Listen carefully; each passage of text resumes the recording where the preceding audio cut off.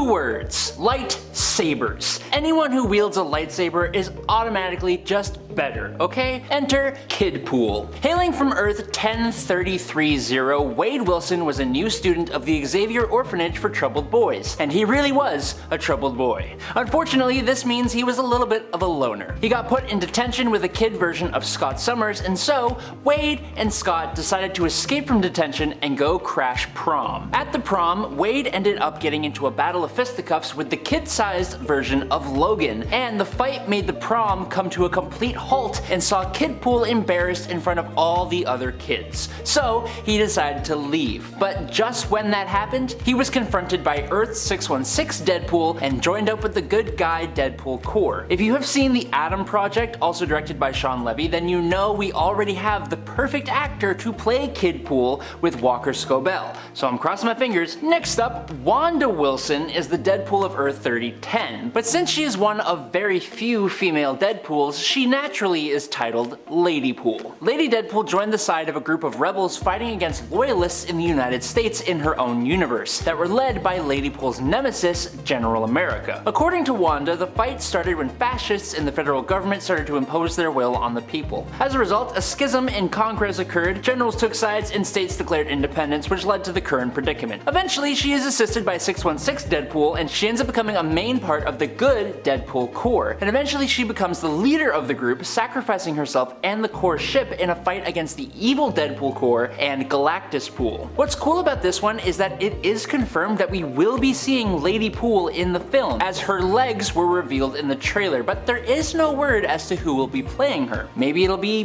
Blake Lively. That would be kind of hilarious and kind of cool. But on that note, there is another alternate version of Deadpool who will be appearing in Deadpool and Wolverine, and he's the Merc with a Bark. Dogpool is one of the absolutely wackier alternate versions of Deadpool, but also one of the best. Hailing from Earth 103173, Dogpool was once a dog known as Wilson, who was used as an animal test subject for Mascara X, which was a mascara that was supposed to continually replenish itself after only one application. Instead, Mascara X disfigured Wilson and gave him the ability to continually heal himself from any wound. The lab owners didn't realize that he'd acquired this ability and tossed him into a dumpster. Now Wilson tore free of the trash bag, and after wandering, he was struck by a car. Luckily, a circus truck saw it happen and recognized the potential of his abilities. He became the circus's starring act, and after a while of working there, he came face to face with the 616 Deadpool, who recruited him to the Deadpool Corps. Moving on, when Reed Richards, Mr. Fantastic, comes up with a revolutionary new method for dealing with cancer, he removes a tumor from Wade Wilson's head. What I think no one expected was that removing this tumor had the side effect of making Wade's insanity completely disappear. Sort of.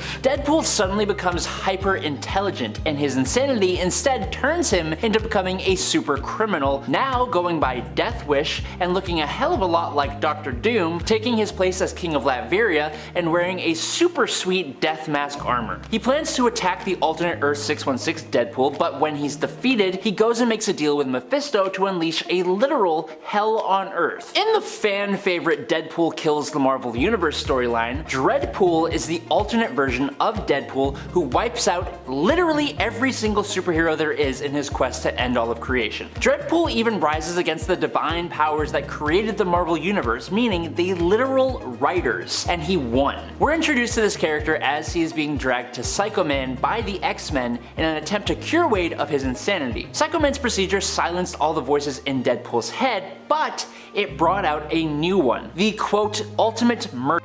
This voice is aware of himself being a fictional character just like normal, but is adamantly convinced that his only salvation is to wipe out everything there is. Dreadpool went on a complete spree. The ultimate killer persona had gone so far that he decided to eradicate other versions of himself, namely the 616 Deadpool. Dreadpool and Deadpool each made their own Deadpool Corps, assembled from alternate Deadpools throughout the multiverse, and went head to head, and it would be awesome to see that play out in the film in some way. X-Men Origins Wolverine was a bit of a low point for the X-Men franchise. Most fans see this as the black sheep of the X-Men movies, but I argue that's a bit of a shame. For example, Sabretooth and the Blob from the movie were actually pretty good. There were also some decent action sequences, and it was cool to see Wolverine's past, but one part of the film that was universally disliked was what they did to Deadpool. This was the first time we had seen Deadpool in live action, and while he was rightly played by Ryan Reynolds, sewing the merc with a mouth shut was a bold idea. The movie took Wade Wilson and spliced him together with a number of other mutants and gave him cybernetic enhancements to make him a horror movie version of Wade Wilson who didn't talk,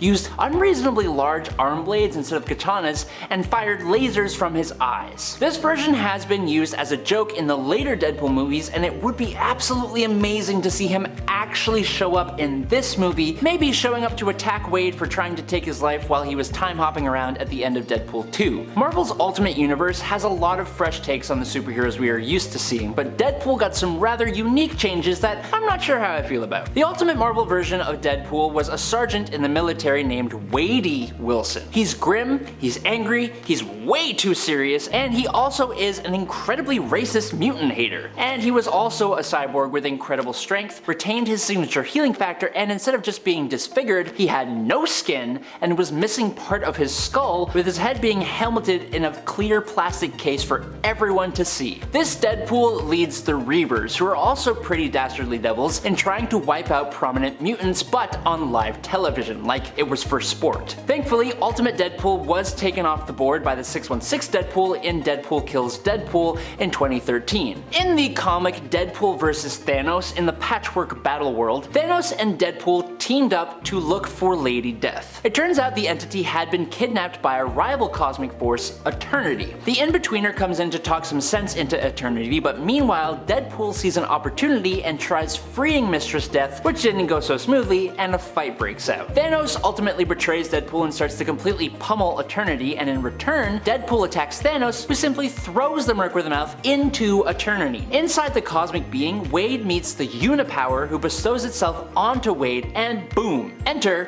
Captain Universe Deadpool. With his newfound power, he was able to go blow for blow with a death-powered Thanos. Deadpool doesn't technically win, but Death is able to see the error of her ways, and she takes back her power from Thanos, causing him to literally explode. Seeing Deadpool amped up by the Unipower would be incredibly cool to see in a movie. Hulked Out Heroes is a nice, sweet little 2-issue comic book that is honestly just the best. Basically, MODOK and the leader gamma mutated a few pretty powerful heroes like Thor and the Thing, but they also gamma mutated Deadpool, turning him into Hulkpool, and he and Bob decide to head off to do their own thing. Using a time machine, Bob sends Hulkpool back in time with the intention of crushing his normal, weak Deadpool self. Instead, Bob accidentally sends Hulkpool on a trip through various time periods, starting in 1717. Hulkpool joins a Blackbeard Ben Grimm as his pirate first mate, and they face off against a giant squid